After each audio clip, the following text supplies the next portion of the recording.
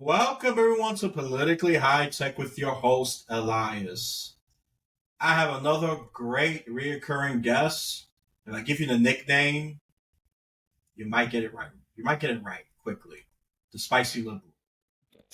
Yeah, that's the one I'm going with. He's very laughing, and yes, I want as much political point of views. And yes, I've noticed in my metadata and my recent metadata is more on the center, which is good. That means I'm achieving my goal finally, getting more balanced representation instead of slightly skewing to the right. Because I'm going to repeat this again. I don't want this to be an extension of Fox, OAN, Newsmax. Yeah, I'm about to mix it with News Nation. I'd rather be probably in alignment with News Nation. That's probably the more center. That's the one I take a little more seriously. Even though I'm critical of their celebrity coverage, they're a little too obsessed with celebrities. If I have to bash on News Nation, even though they're more of a centrist news network, especially when they had to cover. And yes, I'm going to start off the bat criticizing the RNC. I know it's old news to some of you, but you're going to hear my spicy take up on it. Yes, I think that's the thing we should go with spicy. The idiotic Hulk Hogan speech. Yes, they will talk about that. I was so triggered with that. So I don't give it about this man who was stuck in 1980 in his mind. Is that Trump-mania is going to the White House? I'm paraphrasing it. I don't care. He ripped off his shirt. Ultra cringeworthy. That was cool in the 1980s. This happened last month in 2024. And my coworker had to show me this, and I was so pissed. I said, "This fucking guy." I said, "Yeah." And even when I was a kid, I was never a big fan of Hulk Hogan. I always thought he was kind of an arrogant ass, in my opinion. And that was me as a kid. I always kind of cheered for the quote unquote bad guy. And even when I start seeing stuff, I was older. So yeah, I'm happy I cheered for the Ultimate Warrior and the other bad guys. I was able to be Hulk Hogan because yeah, I kind of identify with the quote unquote bad guy. I'm tired of the establishment golden boy always succeeding. Yeah. So yeah, I think as a kid, obviously I was somewhat. I would say I was still like center left as a kid because I just thought socially they made more sense, culturally they made more sense to me. Of course, being raised in New York City, that's practically a given. But of course, when Hulk Hogan was cool, New York was still a Republican state. Can you believe that? Well, it used to be. It used to be pretty Republican. But as of now, let's fast forward to 2024 because I'm going to get back to that time. It's blue.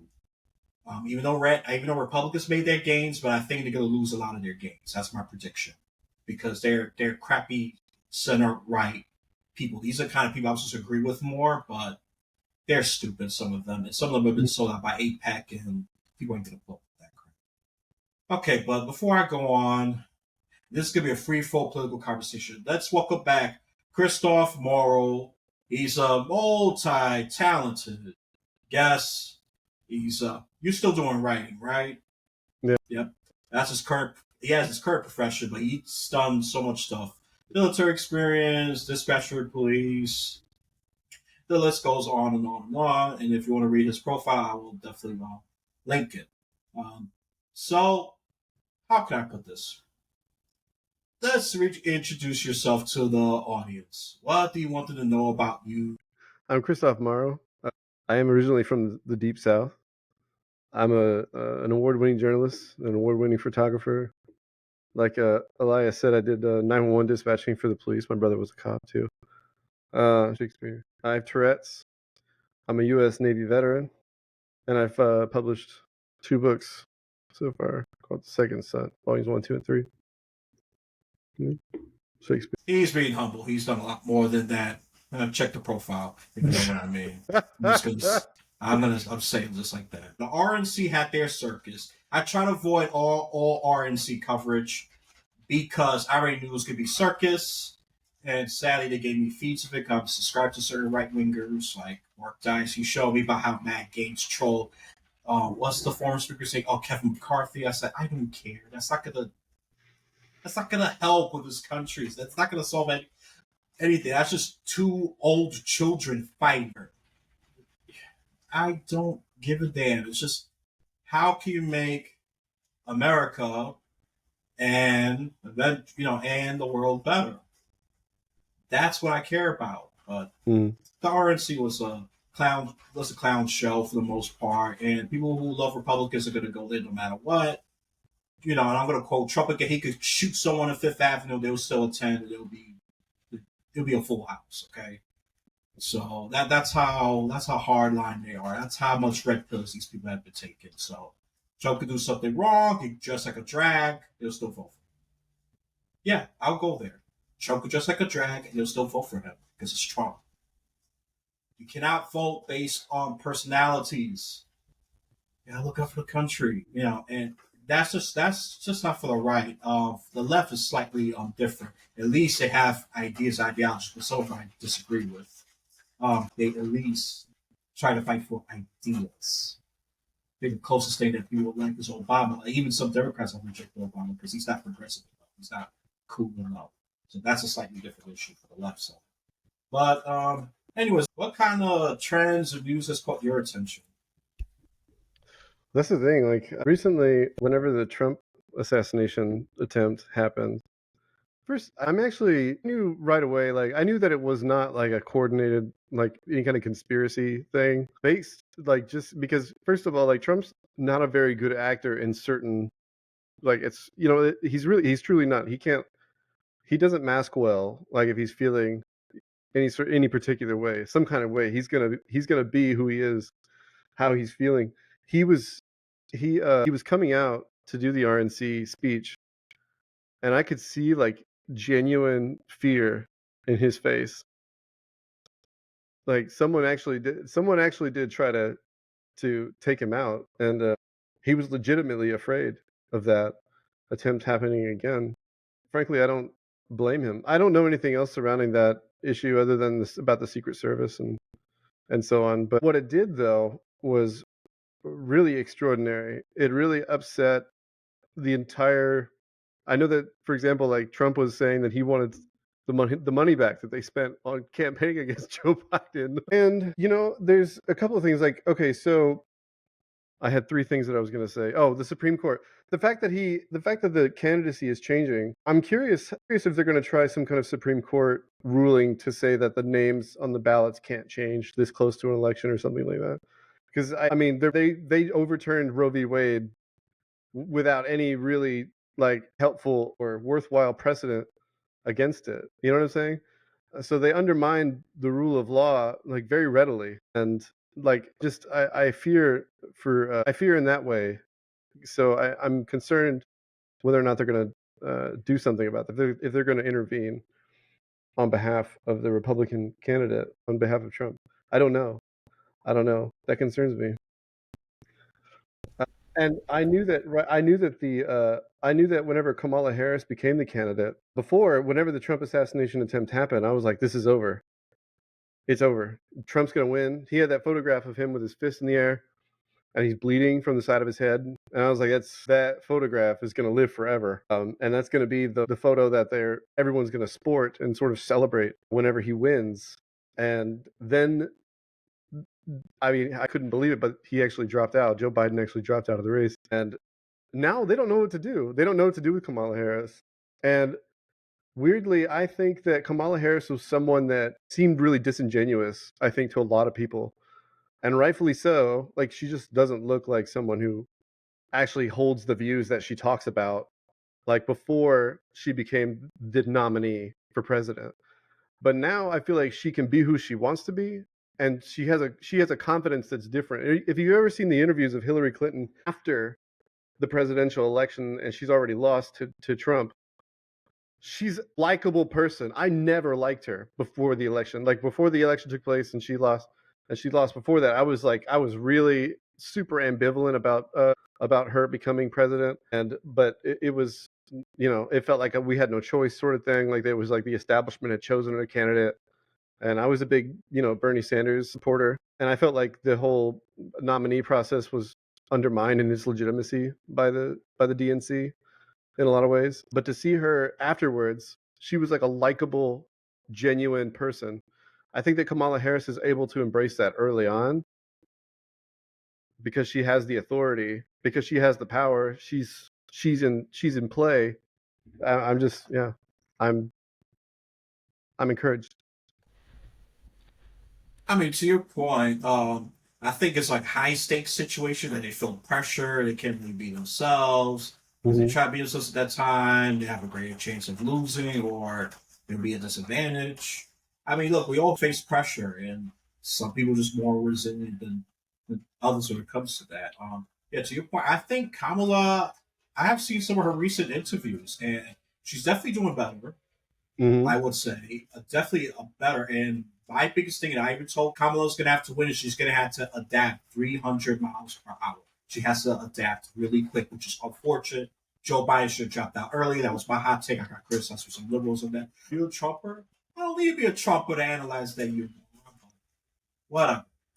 I already thought Joe Biden he should have never ran, in my opinion. That's my other hot Hmm. take. But that's what we get. And Hmm. I was more of a Tulsi Gabbard of support at that time because when I saw the Republican side of it, they had no options. That Trump and the Three Stooges, one of them including Joe Walsh, which they had no chance of beating him. Oh, So they Joe wasted Walsh. I nothing. haven't heard that name in a while. I know, and I had to look him up. I said, "Man, this dude, that's a damn." I'm researching ancient history here. Yeah. All right, Wow.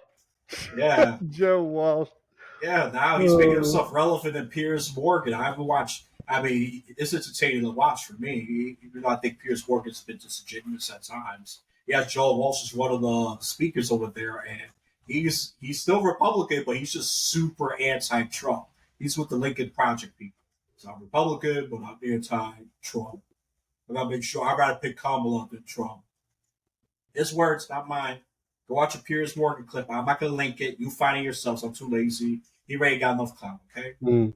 so that's all I'm gonna say about that. But I'm seeing some of that adaptation, and it's not a sure thing. To your point, if they would have kept Joe Biden as of now, yeah, Yeah. it would have been the It's over. It would have been over. easiest victory Trump would have achieved.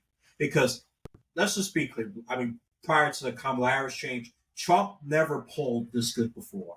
He was at 60%. Most of his guy was like 55, 45. That was for a few right leaning polls. Yeah, but there was a lot of them that was like 55%. Even someone say he had 10-point leads on Biden. And We Swing got a said, sympathy yeah, bump. yeah, exactly. Yeah. The sympathy. Well, first he was gaining a lead, and then that sympathy bump really kind of, Mhm. I'm going to put in quotes, solidify his win, so to speak, Yeah. according to the polls. Because it's not official yet. Let's be clear. I don't believe that conspiracy theory. I don't believe the election is stolen. Let's be clear about that. I don't Trump pushes that crap. Let Trump push it. Is what I've told the left before. And it's like I'm very left today. Yes, I have jumped the blue pill, people. Yes, sue me. Let Trump say what he wants to say because he's going to say crazy things that's going to blow up on his face. Just let him talk. Don't cancel him. Don't cancel him. Just because Yeah. he could spin that narrative and he's going to get that sympathy bump. I'm going to quote what you said. I like that. That's That wisdom right sympathy there. bump and that martyr bump. I'm going to even add. Let him speak his nonsense. Like J.D. Vance, too, with calling, childless people and cat ladies and all that. I said, yeah, Kamala Harris did stupid things, talk about the young people voting between 18 and 24. Yeah, but you're just attacked the voting base that's flaky to begin with, so it's not going to impact her that much. But what J.D. Vance did attack the much broader voting base. Mhm. So, yes, they both made mistakes, but J.D. Vance made a much bigger mistake when it comes to criticizing the populace, okay? There are 20-year-olds that are not fertile. They're 30, 40, 50, what have. Well, of course, 50 practically fertile at this point. For the most part, if you have no biology, but some people don't. So, J.D. Vance is hurting Trump, too. That's another thing that's bringing Trump down. J.D. Vance, the more he talks, the better it is for Kamala. Sometimes you just let the enemy do what he needs to do. And that's why I've told Democrats before. Let Trump be Trump. If I was a Democrat, let Trump be Trump. Let him spew his craziness. It's going to backfire. Don't cancel him. Don't do that. And of course, some of the big tech platforms, I'm very critical of that. You idiots. You're making him a martyr. You're making him look like a victim. And even to some people's eyes, a good guy. That's why I was against that whole cancellation and restriction. No, let him spew his craziness. Document the craziness. And I would advise Republicans to do the same thing. Document the craziness and use it for your attack ads, okay? Document that. Don't cancel. Don't cancel. That's my thing. pro 1A, more 1A than both parties. They both want to cancel when things are going away, even the Republicans. But yeah, back to the Kamala switch. It was very smart that the Democrats did the Kamala switch had to happen just to keep them viable. They had, Yeah, I mean, they had to. I tell us that they have to switch. They have to pull a Kamala. Don't do a Gavin Newsom like the Republicans are saying. Don't do that. Don't do that. Do a Kamala. Just do a Kamala. And yeah, I think the media is trying to just prop her as she's the best candidate ever, even though she doesn't have much of a track record as a vice president. To be clear, she has a track record as a district attorney and a senator. She has a record on that. When it comes to VP, she's flaky. She doesn't stand. She doesn't stand for what she really believes in. That's her weakness. I like that you point that out, Crystal. That's a very intelligent point. And she needs to be more open about what she believes in. She needs to. She needs to start owning positions because you can't be this flaky person says one thing and then do another thing or switch or backtrack and just keep flip flopping. That's not good either. So yeah. I agree with that. I feel like I'm talking about it. Anything you want to chime in? No, I agree with you. The way that the right did so well to galvanize their support, I think that they have an opportunity to do the same on the left with Kamala Harris. Like they have an excellent opportunity to like really embrace a lot of liberal values, human rights, and women's rights, workers' rights. Uh, I I'm curious how abortion is going to play into this, especially given it's the first in the fact that she's the first female like candidate with an actual shot at actually winning the presidency. Because like let's get, I mean, really, Hillary Clinton, like it just. I mean, everyone saw the writing on the wall like a long time ago, like a long time before that. They were like, and even I remember Michael Moore, who is a liberal, was like, Trump. They asked him, said, who's going to win the election? And he said Trump, and everybody laughed at him. But he was right. He was right. And I think that Kamala Harris can do extraordinary things if she decides, like we said, to take a position on issues. I'm curious who she's going to pick for the VP. In my view, it should be Pete Buttigieg, transportation secretary in the Biden administration. He's a gay veteran who served in several tours in Iraq and Afghanistan. He is a Rhodes Scholar, and he just has an extraordinary record. I think that, and also he won Iowa in 2016 when he had zero name recognition, which is huge for someone to be able to accomplish in a place that considers themselves like politically informed. They still chose him over all the other candidates at the time, and I think that demonstrates a lot of insight. I don't know. I think he would be the best candidate to go for VP. I think. Nah, I think you bring up a. I forgot all about that. That people to judge early presidential lead that he had. Yeah, he had the I'm going to talk video game. He had the early game advantage winning Iowa. Yeah, that's the early game advantage. Mm-hmm. Yeah, yeah, and people just look at him like he's the new hot liberal star. At one point until I think Obama behind the scenes tell people stand down, support Joe, and that's what happened. The only one that was stubbornly defiant, even though I knew she was going to lose, was Tulsi Gabbard. That's a Tulsi Gabbard you're going to lose. Just drop out, sweetheart. Yeah.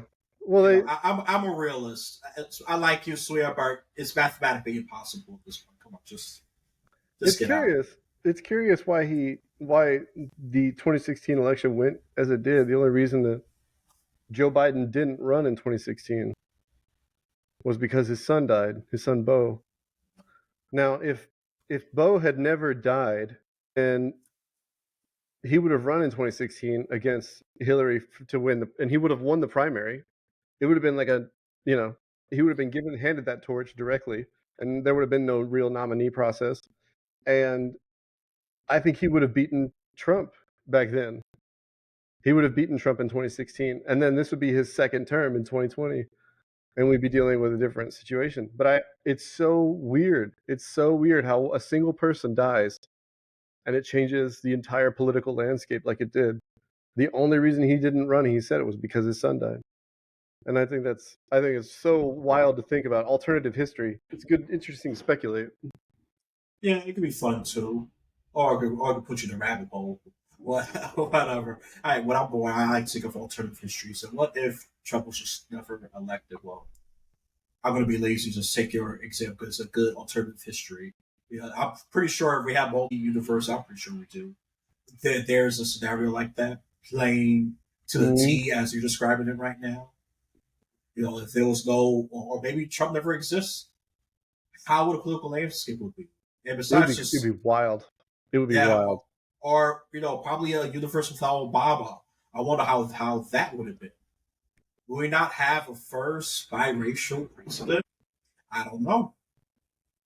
I don't know. But, I mean, the Supreme those Court, interesting things. Yeah, yeah, go the ahead. Supreme Court picks would have been different. I mean, the Supreme Court would look completely different. I mean, it would be entirely transformed. I mean, but this is the way it is now. And I have a lot of concern. Actually, given the Trump assassination attempts, I wonder if the Supreme Court is also on high alert for that same reason. I mean, I would imagine it'd be quite terrifying. Yeah, I mean, they already had a few attempted hits on them just a few years ago, so they would Mm-hmm. be very naive not to be on high alert. Mm-hmm. Or they need to beef their security detail for sure. I mean, if I was in their position, I would have definitely done that. And I think my biggest critique would be just the Secret Service. But the Republicans are making it seem like, oh, they failed on purpose so they could get Trump killed. That's the right wing narrative for all this. I just probably think it's just sadly incompetence. They underestimate this nobody, this wannabe sharpshooter who, he killed someone, unfortunately. My prayers go with that man and his family. Mm-hmm. I'm happy that you said that. I don't want I don't want Joe Biden to die, collapse. I don't want the same thing happen to Trump or any other candidate. It's just tragic. Whether you agree with them politically or not, it's irrelevant. People, at the end of the day, if they die, even if they are white supremacists, and just go that radical example, I say, oh well, God rest his soul. I'm pretty Christian. I mean, or you do whatever. It's just process your grief. Everybody does it differently. I get it. And say, wow, or just be in shock. I definitely don't want any of that. I don't want any of these things to happen. And sad there have been politicians that have been assassinated. The most famous one, Lincoln. I think this is when the idea of Secret Service came to be. Because I don't think security detail was that great with the president at that time when he got assassinated. So yeah, I just think it's just incompetence.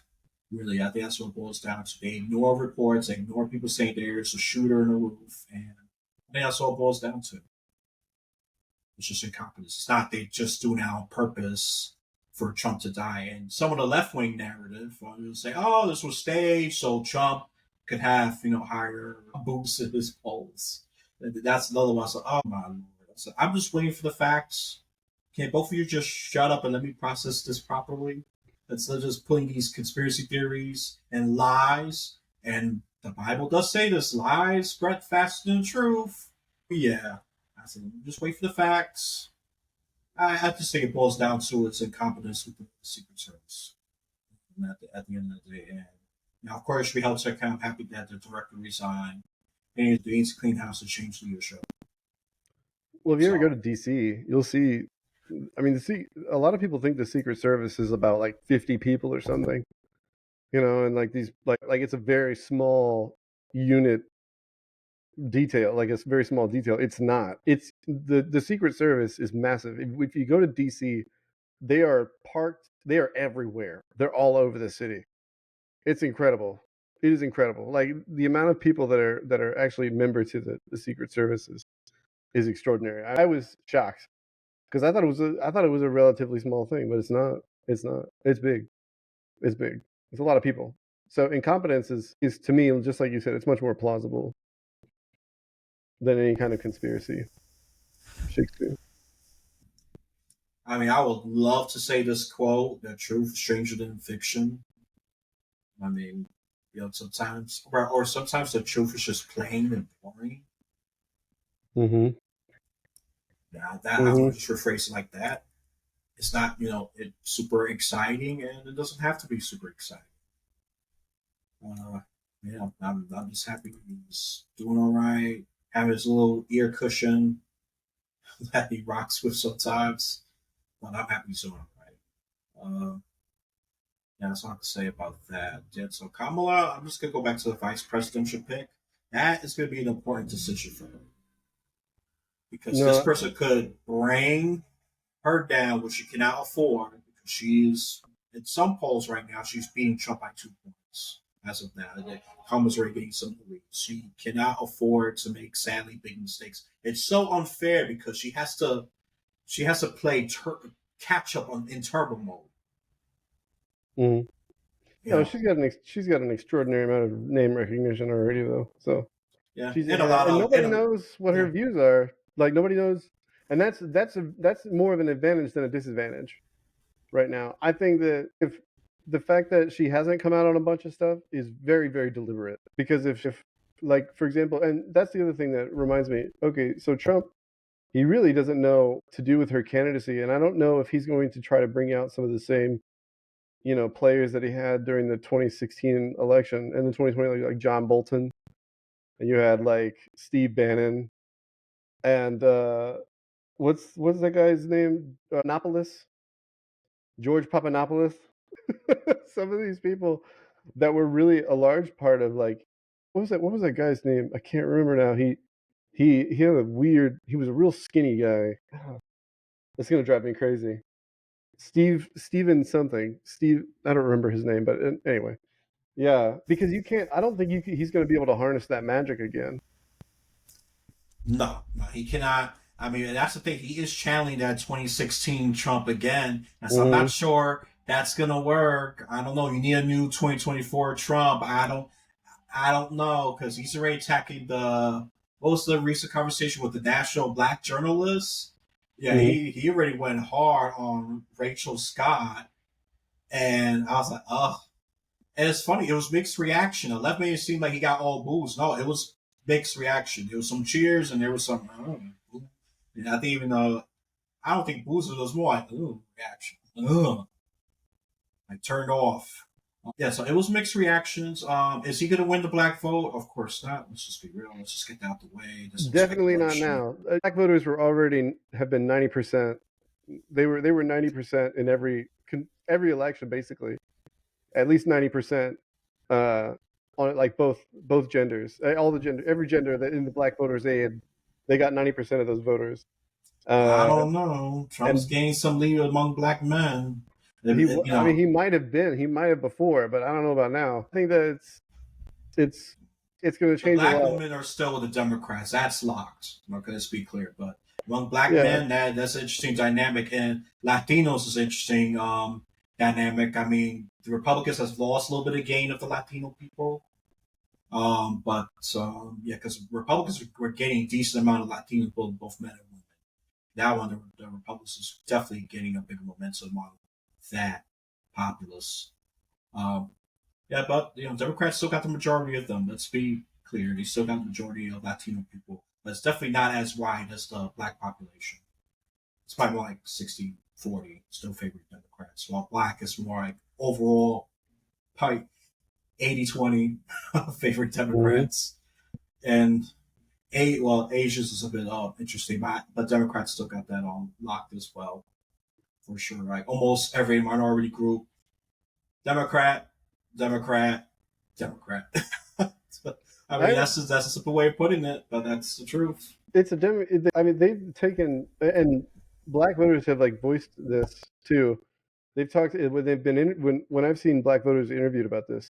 They talk about how like they've been basically they're taken for granted the fact that they vote heavily Democrat every election, 9 out of 10. Because in the United States, the Democrats are just trying to get 4 out of 10. Like if they get 4 out of 10 white people, then they generally win the election, which is extraordinary to me.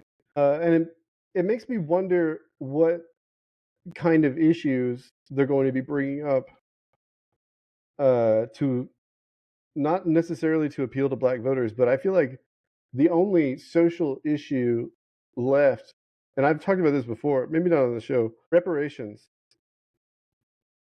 That sounds crazy. It sounds crazy, right? But the thing is that I think they're long overdue. But the problem is I don't think that reparations are actually going to happen. And the first reparations will be paid to companies that are using AI to monitor their employees. And the employees are going to be like their performance, and like actually if they're actually working, the AI is going to be like, yo, I was watching this guy and he was playing a game the entire time because he never, you know what I'm saying? I don't know the biggest, because we've already knocked out every other, so I can't think of any other social issues that are more pressing than that, to me anyway. Well, there's a few ideas I could bring up for the Democrats. If they play with abortion, that's going to definitely bring them an advantage. That's an issue that they easily win. That's their easy win tactic. Abortion, abortion, abortion. Mm-hmm. But I think Kamala's going to have to deal with the border criticism. I'm pretty sure Trump J. Vance is ready. They have already gone after her on that. She's going to have to find some kind of answer how to deal with that. That's where I could see Trump and J. Well, if they keep. Then again, look, their mouths is both their weapon. It's a double-edged sword for them because they speak. It can either benefit them or it could greatly damage them.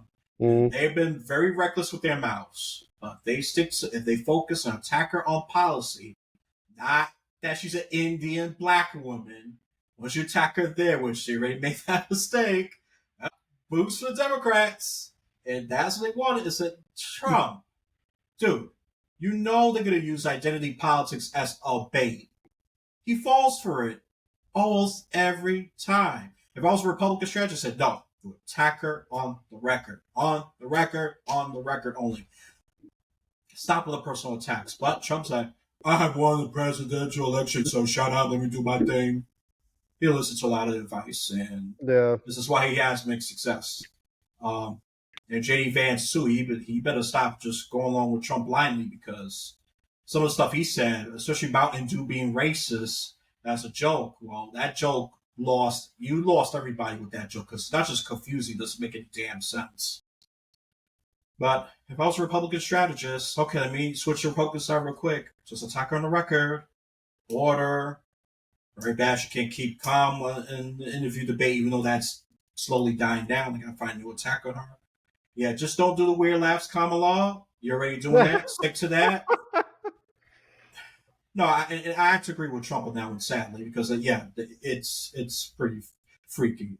But other than that, listen, the whole world's gonna be watching. She's under heavy scrutiny. So yes, I say you're gonna have to be a little uptight. I hate to say it. I wish the world was run that way, but that's reality. And she is improving in the interview. She's keeping more calm pose that demonstrates and exudes leadership. Mm-hmm. That's what people are looking for. I mean, so let Trump be a child. Let him. Yeah, regardless of Trump's candidacy, even if it were like Mitt Romney or something that she were up against, she would still be a very, very, very strong candidate for president. She would easily beat Mitt Romney. Mitt Romney was boring, a very corporatist punk, in my opinion. I think even with her crazy laugh, she would have beat Mitt Romney. That's how bad he was. Yes, I will throw that in there. I did not vote for Mitt Romney, and Republicans could have easily won my vote in 2012 because I'll start getting disillusioned with Obama. But they did. They got rid of Ron Paul, just like they did with Bernie Sanders rigging the primary. They did a favor Mitt Romney and said, bye, I'll vote for Obama again. Thank you. Thank you. You made your decision. I made mine. You could have got this registered moderate Democrat to go to your side. You would have picked Ron Paul, because Ron Paul at the time, he was doing good. He had the best Republican ideas, but they didn't want good ideas. They want some corporate, boring person, and that was Mitt Romney. That's okay. Goodbye. I know what he's about. He's a corporate shill, and I'm anti-corporate. That part I'm with the left with. I don't like corporate chills because they look out for the corporations more than the country. And I no, say goodbye. Obama got my second vote begrudgingly. He got my second vote. I Yeah. saw So I saw something recently. This guy gives advice on how to, live independently and live like on. If you want to live, like have, for example, if you and your friends wanted to buy a plot of land and live on that plot of land together, uh, you're not allowed to do that.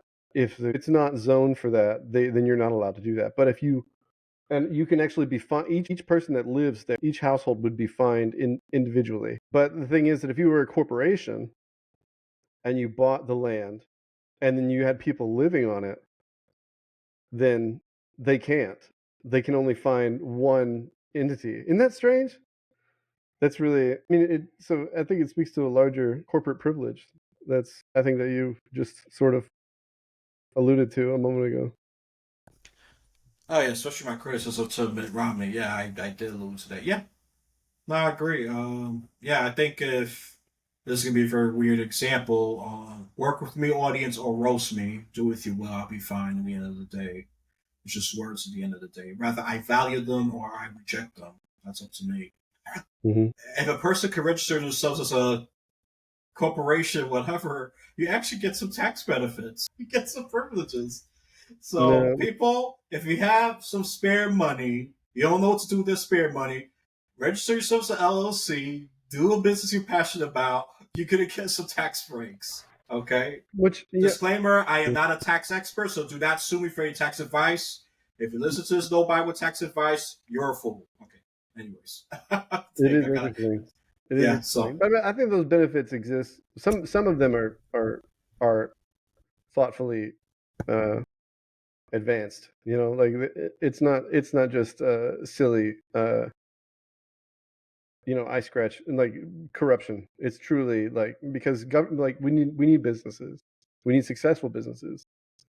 You know, and tax breaks are a necessary part of like promoting small business. But there's a lot of things that's not small. A lot of businesses that aren't. Oh no, absolutely. I am sympathetic towards small business. That's my position. I try to support them whenever I can. Mm-hmm. Big corporations, I mean, I have no choice but to I support Amazon every time I get something from them. So whether I say it or not, my actions well say I kind of support Amazon. I get a lot of my stuff through them, even though I had pro union people kind of told me directly, don't support Amazon. I was like, what do you want me to do? they're the biggest they're the biggest warehouse deliverer in America, and they give me some deals. I mean, as a consumer, it's hard for me to resist. But so if you want to attack me to be a little bit hypocritical there, then yeah, there's ground for that. I mean, at times I support big corporations. I'm not against big corporations, but we do need businesses. So I'm happy you said that. Not just so I cannot call you a communist because communists are practically anti-business and they just smuggle them, whatever. Which you know No, is I believe in regulated capitalism. yeah, same. You know, Yeah, not that laissez-faire libertarian capitalism that yeah, yeah, no, that's dead. that's a I disaster right used to now. believe that. Yeah, I used to believe that, but that's dead to me like years ago. So no, we need some regulatory capitalism. We need some regulations. So that's all I'm gonna say about that. USA Today, by the way, we were talking about earlier, VP picks. USA Today says one is Josh Shapiro and the second is Pete Buttigieg. Josh Shapiro is the Pennsylvania governor. For people that don't know, I think I'm telling you, it's going to be Pete Buttigieg. I'm telling you. I'd bet my bottom dollar on it. Seriously, it's going to be Pete Buttigieg. There you go. You hear it for the record. Kristoff's going with Pete Buttigieg, and I can see reasons for it. I mean, He's the they've most worked charismatic. together. Yeah. He's incredibly charismatic. He's got more name recognition than all the other candidates that I've seen submitted. Yeah, that's true. Even more than Josh Shapiro. So And you know what? The Pennsylvania governor, the fact that Josh Shapiro, first of all, they need Pennsylvania, and they need him in that position. Like they need this, they need to keep Pennsylvania, the governorship of Pennsylvania. They need to keep the governor of Minnesota, which is another candidate, and they also talk about Arizona Senator Mark Kelly. Another one. These are advanced, but truly, like they have to remain where they are because they're more useful in those positions than they would be as vice president. Pete Buttigieg, on the other hand, is going nowhere but up. You know what I'm saying? He doesn't need to remain on the same level where he's at. I don't know what he's accomplished as a transportation secretary, but I would imagine quite a lot given how intelligent he is. The Trump gonna attack him on the record, that's for sure. And in Vance, will they have their little debate? But let's see what JD Vance has accomplished. Not much. Based on what I was able to gather, except for weird stuff. Yeah, let's stick to weird for a second. Especially those commentary and all of that. But I think you're onto something. Yeah, you got to keep them in those positions because Minnesota is not a solid blue state. If Democrats mess up once or twice, it could flip red. Minnesota. I think it's a I triple. It's blue. It's It's blue all the blue. way But in every.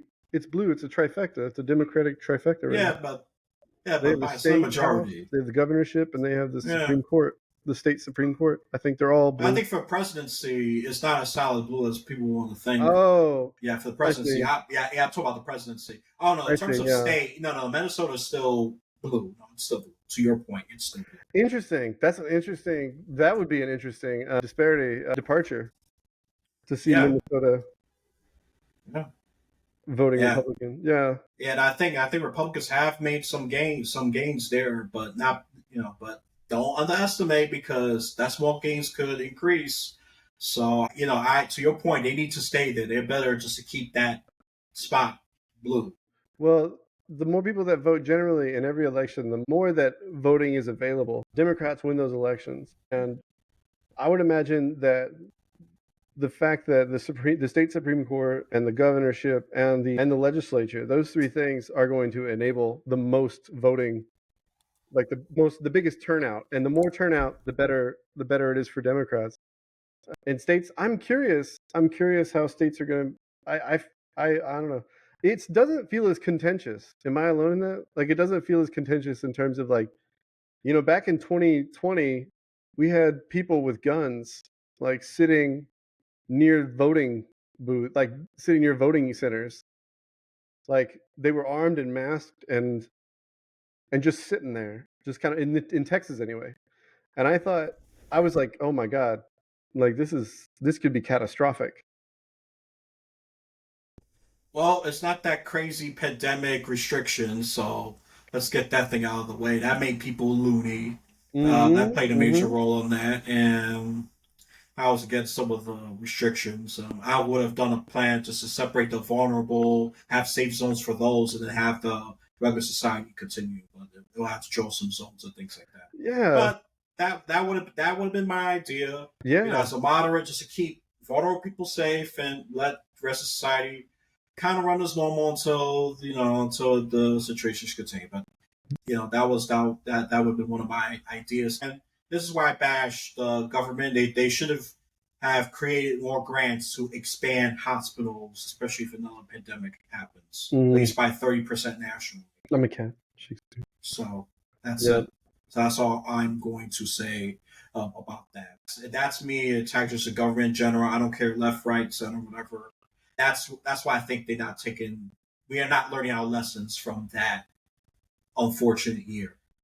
And if another one happens, I think we're going to be just as unprepared. And because politicians don't care, people don't Mm. care, we have short term memory loss and all of that. So that's the Yeah. sad truth when it comes to As that. people, But as, to your point, Pete Buttigieg is I think that's a good guess for VP pick. It makes a I lot of mean, he's a sense. millennial. Yep. He's going to appeal to white voters that pretend, like, in terms of Democrats, the Democrats that harbor racist views, but they don't really want to talk about it, kind of thing. They these are like suburban Democrats that are afraid of black voters. Like, they're going to be relieved to find Pete Buttigieg on the ticket. Frankly, that's just the way they are. I know these people because I grew up around them. Yeah, and I think they can't be too radical. I mean, I think a Wes Moore would have been a great pick, but it looks too dark. And people just not ready for that radical change. Me personally, I would say Westmore. I think he's a great leader, and Maryland is a safe blue state. But he just started his governorship. I just think he has to finish one term and then build that name recognition, and then I think he'll be ready for president someday. I think so, Westmore. If I'm going to talk about Democrat and Mark Kelly, he's a strong Democrat, but he needs to be in Arizona because if they let go, that state could easily turn back red. Because we're going to talk about down, it's still Republican majority, not the governor, but the House of the Senate. The Senate, yep, it's still Republican, so that could easily blow up in their faces. Yep. So yeah, that's these are good points. I'm not going to argue with you there. They make great sense. So, alrighty then. I think we already covered a lot. We covered a lot. It was a great back and forth. So, listeners, I really hope you're enjoying this back and forth conversation. I didn't have really any topics planned because just so much going on. I mean, we both have to be living under a rock for this conversation to die. Me, I want to live under the rock sometimes because it's just too crazy. I just want to recover. So I don't want to pay attention to the news. I don't care if the nuclear explosion happens. I just want to be. I live under a rock, Elias. I tell you, I stopped because I would get so nervous around 2020. I was in DC during the 2020 election. That's how political I was. Like when the election night, I was in front of the White House. I wanted to see. I wanted to be there when the election happened. But then I stopped watching the news completely around 2022. And my impression, of course, but I still get stuff it's going to come through. And my impression is that the Republicans don't know what to do now, and the Democrats are like sort of hiding in wait. They're ready to pounce. Does that make sense? Yeah, I mean the Democrats were in disarray, but now they're getting back together. They're recuperating. They're uniting. The Republicans are more in disarray right now with the JD Vance. Someone told Trump, drop this guy. So I said, no, give him time. So Republicans are going through that mess behind the scenes with this JD Vance pick. So it's still anyone's race. That's all I'm going to say. But it's going to be a very interesting one. I got to admit, the Democrats made it very interesting for me again. I was always going to say, yeah, Trump got it. Yeah, that was a foregone conclusion to me too. But Democrats were very smart. Obama, the Nancy Pelosi's of them, they said, no, we need to switch or else we are doomed. And I think it would have been I think the red wave would have been coming. Oh yeah. So I think they're at least mitigating it. That I can say confidently. Will they fully prevent it? Well, we'll find out with the election results. But I think the Republicans are going to take the Senate. I think that's the only thing that's almost a foregone conclusion. Maybe by 1 or 2 seat majority. That's my guess. Really? Even though seats are up for grabs, but I think the Republicans are going to take the Senate. That's just my guess. The Democrats are going to take the House. That's my guess. Which states are up for the Senate? Montana, that's a red state. John Tester. Yeah, that's a red state. And John Tester's a Democrat, right? No, yes, he's a Democrat, and his name recognition. Oh, sorry, go repeat that again. John Tester's anti-abortion, right? He doesn't. Yeah, I think he's that moderate. Yeah. He has to go along with that narrative just to keep that seat. So he has to play very moderate. Jackie Rosen is vulnerable, but I don't think it's enough to boot her out. And I think Sherrod Brown is in danger because Ohio's just getting red overall. Ohio? Yeah, Ohio's red. Ohio's red. He's a Democrat. Yeah, he's a Democrat. Has to defend that seat. So I think it was only 2 seats. Oh, and West Virginia, that's a free grab because Joe Manchin is done. He was the only Democrat with enough name recognition just to keep that seat. And he said he called. He said Joe Manchin is up for re-election? No, he's done. Yeah, he quit. He's done. So that's an easy steal for Republicans. That's why I'm predicting Republicans are going to take the Senate. I think the Dems are going to take the House, even though the polls are saying it's kind of Republican. No, I said no. Let the Republicans keep being stupid. The Dems. I'm predicting a 5-10 seat majority. Yeah. This close to the election, they don't have somebody already to take his Joe Manchin seat, and it's over. Yeah, it's over. Yeah, you're right. The Senate's going to be taken by Republicans for sure. Yeah. No, that's a foregone conclusion. I mean, if you want to come with a good case to argue against it, I'll be willing to listen. You can't defend them all. It's not feasible. So maybe the next what is it, 2026? Maybe Democrats could steal some. There'll be more Republicans are up for re-election on that Senate class. That's going to depend entirely on Kamala's first 2 years in office. Yeah, that's true. The midterms is normally condemnation, a reprimandum. I'm probably not doing crazy, so I think that's when Republicans could probably retake the House. But I don't want to get too far ahead. This is already crazy enough. I don't want to get too far ahead. So, anything else you want to add before I wrap this up and do the shameless plug in? No. Huh? You know, he's a liberal, but he is sound. And I care about people who can form logical analysis. It doesn't have to be agreeable. I don't care about your personal comfort. I don't. It has to be agree. It has to be logical, or it could come from a creative place. Okay, you know, this podcast is not here to make you comfortable because I put also I brought in some libertarians. Okay, so even though I don't agree with a lot of their point of views, but hey, I allow them to come in. I should probably bring a green candidate one day. That'd be one day. Probably someone for the Green Party. A green candidate? A Green Party supporter? Oh, man. Yeah. I don't know if we're going to achieve that, but I'll try. No, bro. You're going to have to find one of the 8 people that are doing Green Party. Ooh, you hear that, Green Party? You got to grow your party. That's what you say nicely, okay? If I'm going to interpret that, yeah, interpret nice language, grow your party. Grow your party. Yeah. So that's all I'm going to say about that. Alrighty, let's plug in that book. You already talked about it. What books? Oh, yeah. Well, the one that I just published is this one, The Second Son, Volume 3. Yeah. Now get that book. Increase your literacy. I put as a joke. I thought it would be funny to put my cat on the back for a month. I did it for a month. That was it. But I thought it would be funny. That was limited edition. Yeah, it was a limited the cat tax edition. It's supposed to be ridiculous. Oh, cat fans, you're gonna be disappointed if you get the chance to get it. Yeah, it's over. I'm a cat person. Damn, I feel teased. I'm pro cat. Cat lives matter. I'll go hard for the cats. Yeah, cats are great. I have a cat. My cat's name is Sparkles, and she's an old lady. Yeah. Yeah, I don't know where she's at right now, but this was my first one.